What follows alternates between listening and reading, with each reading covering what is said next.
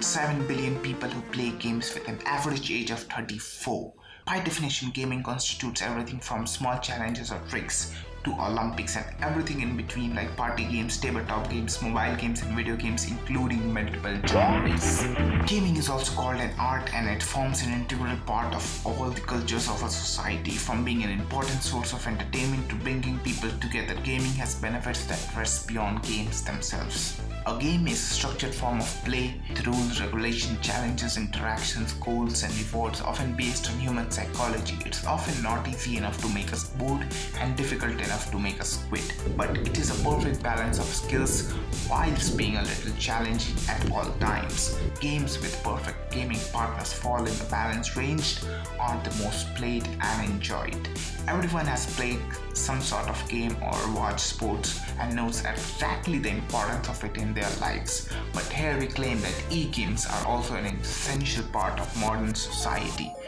Well, here's whyit and here's why you must support e-games. Games have existed since ancient human history. Sticks and bones form the tools for gameplay and were often founded in religious settings, forming the cornerstone of social bonding. The earliest board games were pastimes for elites, while games also comprised fighting. With technological development, dedicated tools were made for each game, and advent of silicon-based circuits was a whole new beginning of a new era of e-games. E-game or electronic games created a whole new industry that will be valued at over $2,000 million by 2023. It is very interactive, exploits human psychology, easy to play, has levels, and is played by both children and adults. Now, with the penetration of personal computers and smartphones, it has become available to almost each and every person in the comfort of their homes. This raises the question of whether they are doing any good, helping the society in any way, or destroying the society and the future, as many suggest. In contrast, the gaming industry is actually creating a tsunami-like changes to our society in a positive way. It's challenging, revolutionizing, and impacting lives in a way never imaginable. It will offer millions of jobs, and possibly the first dollar most children will earn will be from gaming.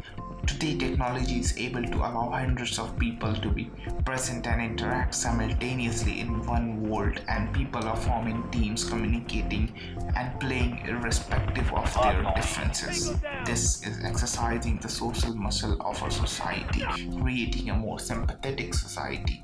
Inherently, gaming is not bad or unhealthy like smoking, only overdoing it is. But even drinking excess of water is bad, studying too much is bad, playing physical sports all day without taking a break is bad. Side effects of gaming are more to do with ourselves rather than game itself. Studies suggest that gaming, even simple games, expand our brain capacity, helps us in brain function, is linked to higher intellectual functions and contribute to keeping different parts of brain alive, while also serving as a very good reward system, which is key to creating a good habit.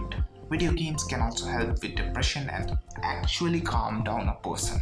And against the common belief, violent games don't make people emotionally unavailable or violent. It's just easier to blame video games than to tackle societal problems that actually impact rates of violence. On top of it, esports also requires skills like mechanical, strategic and leadership, and helps develop real value traits like focus, diligence, perseverance and dedication, which is only boosted by interest of a person in games and the design of games itself.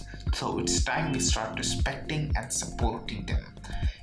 E-games is also the first thing that creates familiarity for a child with technology, which in turn leads them to explore other fields like content creation and coding. Many content creators acknowledge that they started their journey by playing games, while most coders started coding after they got familiar with computers by means of games. Even Elon Musk acknowledges that.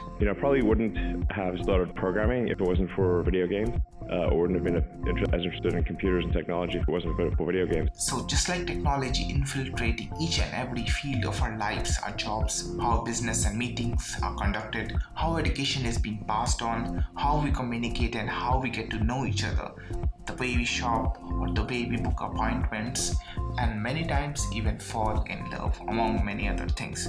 Why should gaming and sports be any different? We think it can and will coexist.